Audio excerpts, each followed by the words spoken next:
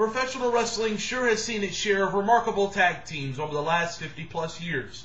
Whether you consider the likes of the American Dream Dusty Rhodes and his former tag team partner, longtime tag team partner, the late great Captain Redneck Dick Murdoch himself, collectively known as the Outlaws. Or if you fast forward a little bit more into the early 1970s and the mid-1970s and you look at a team in the AWA that pretty much dominated the scene at the time. I'm talking about former AWA World Heavyweight Champion Nick Bockwinkel and his former tag team partner, San Francisco's man himself, Ray Stevens. Or if you fast forward even a little bit more in the 1970s and you look at the Wild Samoans, you look at several NWA tag teams such as the Andersons, Greg Valentine and his father, the late great Johnny Valentine.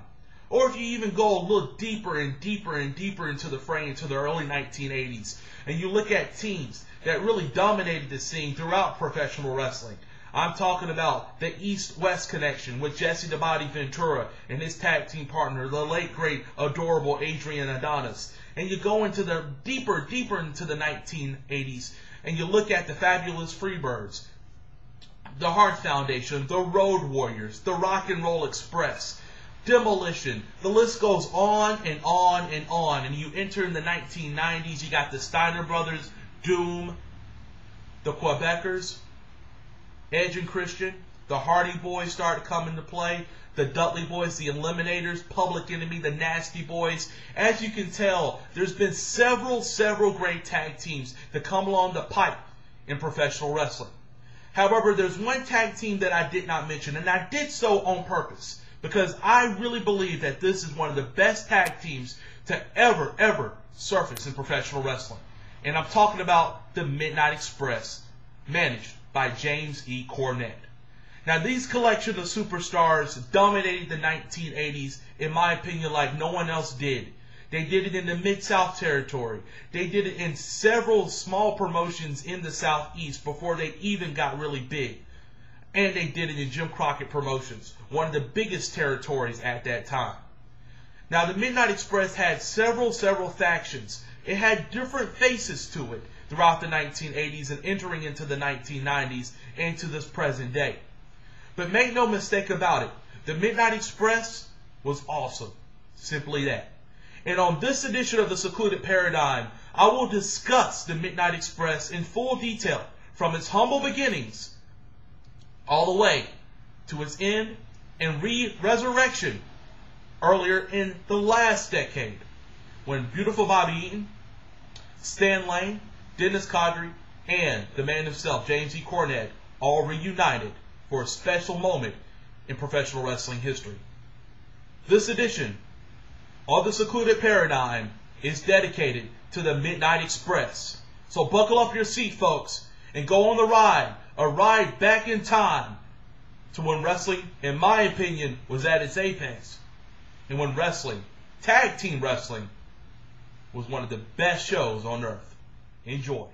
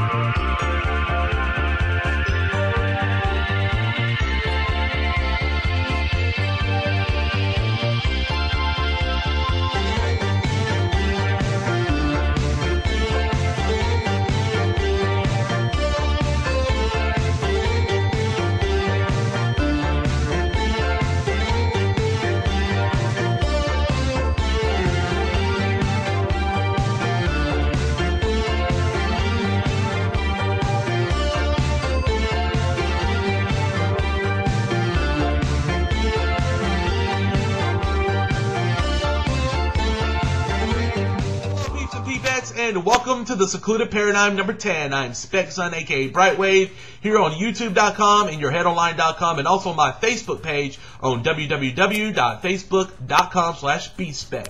And on this edition of the Paradyme, I'm going to chronicle who I consider the best tag team name of all time. I'm talking about the Midnight Express. How iconic is that? The Midnight Express. When you talk about Midnight Express, you automatically know you're talking about greatness in terms of tag teams. Now, regardless of what combination you like, I'm going to do its due diligence here on the Paradigm today. I'm not going to just discuss one faction. I'm not going to discuss two. I'm going to discuss them all, from what is highly considered the best to what's highly considered the worst combinations. And they really, the name itself encompasses so much in professional wrestling, as I mentioned earlier. And also, you know, the name would just flourished through the 1980s in tag team wrestling, continued on in the 1990s, even though it was really not, you know, as great of a decade as the 80s were for the Express name. And what you would see is influence on several tag teams during that decade in the 1990s, which a lot of those teams, I wouldn't say stole, but they incorporated a lot of the moves that the Midnight Express made famous into their repertoire when they were wrestling in several different promotions. And then I'm going to discuss the reunion show of some of the prominent members of the Express later on. But before I chronicle the evolution of the Midnight Express, because each combination of the Express was influenced by the previous one in several different ways. I just think they all build on each other. A lot of momentum with this name. And also for you youngsters out there, or some of the people who just not that familiar with the facts and stuff of the Midnight Express, I'm going to post several links in my description box on YouTube. If you're watching this on YouTube, you're going to see a lot of those tidbits, a lot of good facts and information and stuff.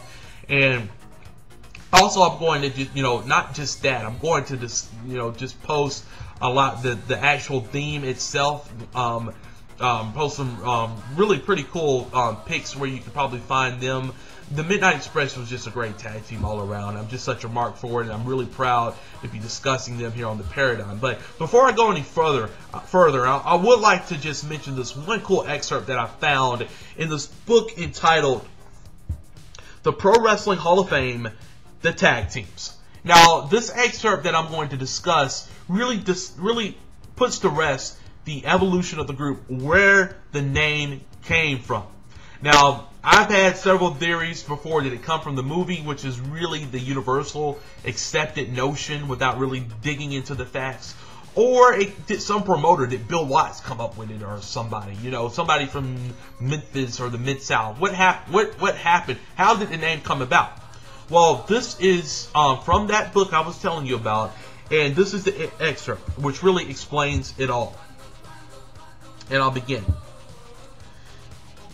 The name stemmed from the fact that they all dressed in black, drove black cars, and were out partying past midnight.